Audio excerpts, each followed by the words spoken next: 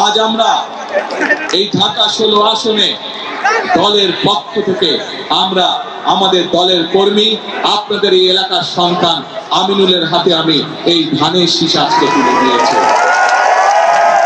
আপনারা আমিনুলকে 12 তারিখ পর্যন্ত দেখে রাখুন। আমিনুলকে আপনারা দায়িত্ব দিন।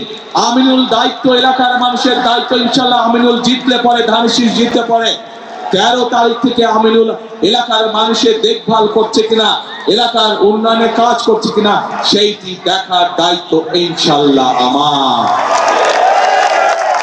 প্রিয় ভাই বোনেরা, আগেই বলেছি আমি আপনাদের প্রতিবেশী হিসাবে ঢাকা 16 দেখার দায়িত্ব আমার দায়িত্বের মধ্যে পড়ে। ইনশাআল্লাহ আপনাদের সন্তান হিসাবে, আপনাদের প্রতিবেশী হিসাবে আমি আপনাদের সাথে যেমন আগেও ছিলাম ইনশাআল্লাহ ভবিষ্যতেও থাকবো।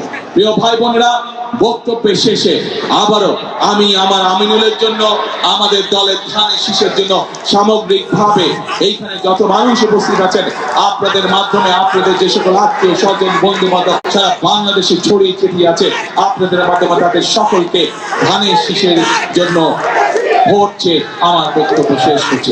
ইনশাআল্লাহ সকলে ভালো থাকবেন, আমার জন্য দোয়া করবেন, আমিও দোয়া করবো আপনারা যাতে ইনশাআল্লাহ সকলে ভালো থাকবেন। আল্লাহ হাফেজ।